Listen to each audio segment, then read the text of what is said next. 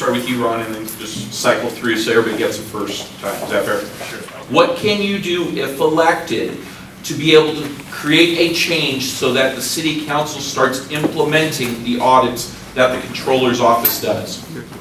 Another great question. Because you can have the best audits, but if you don't implement them, what happens?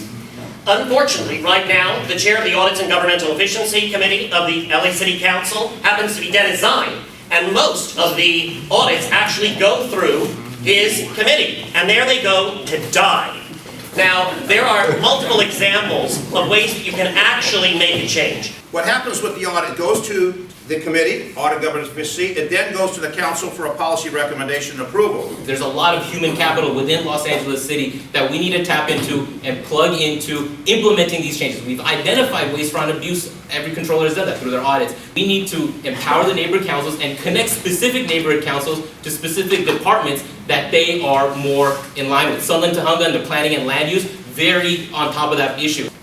So the first half was collections, the second half was Cash flow. cash flow. Out of time. Yeah, I know how that feels. All right,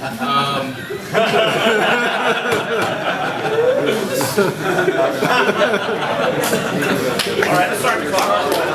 You hit on a couple of key points there, right? There has been this Commission on Revenue Efficiency, which Mr. Galbraith has worked extensively on and has a lot of implementation. The Inspector General, and one of the things that we really have to look at is past work and not just get into this fighting. First of all, about the issue of collections, it's important we can do a better job. The city is moving in the direction of doing a better job. There's an increasing effort to centralize collections in the city. It's been pretty well documented by the Director of Finance, by the CAO's office. Interesting idea too is property tax allocation. And we've seen now the collections director say he's going to go take a hard look at what we're getting from the county, and we should be doing that on a regular basis to make sure that we're getting our fair share from the county.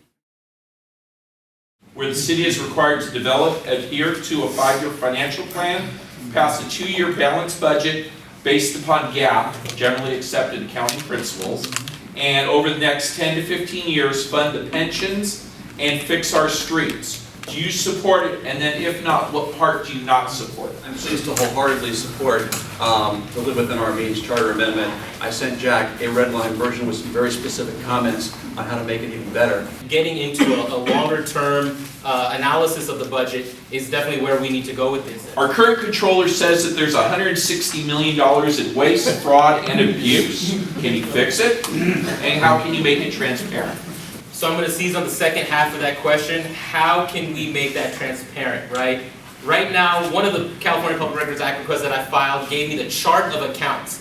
Well, the chart of accounts is a 785-page document that lists thousands of accounts line by line. One line, there's the account, and that's it. The way that we make it transparent is take all of these accounts. How much money is in that account today? How much money was in that account yesterday? What's the difference? And where did that difference go? Show me a receipt, show me a bid, show me an RFP. And that is a systematic thing that we could do that would really implement transparency to all of our accounts. What is your position on Prop A, the sales tax increase measure, and why is it that position? Measure A is not going to cause the dismantling of the police department. It's not going to cause 500 officers to lose their jobs. It's not going to cause a delay in delivering services. What it's going to cause the state to say, you can't keep taking our money because we keep coming back to you and taking more out of your pocket, and the state takes it away. But the last 5 years, $1 billion has been taken by the state out of city funds. I'm a no on A. It's a question of increasing the number of transactions that happen within the city of Los Angeles that actually generate sales tax. We have a lot less economic activity and a lot less taxable sales per capita than pretty much every other city that is surrounding us. That's the question that you have to address. Because if you increase that and you make it easier to do business, if you also find other ways to get people to buy in Los Angeles, then you are going to increase the sales tax without increasing the rate of the sales tax. What you have in Dennis Zine is a man who's dedicated to this city, dedicated my life to the city in public safety and public service. I went from the police department to the city council because I knew we needed to have a change in city government. Thank you for the opportunity. I do appreciate it. This has been an interesting experience running a campaign without taking any money from anyone. And it really makes me value what the neighborhood councils do even more, because I know we're all volunteers.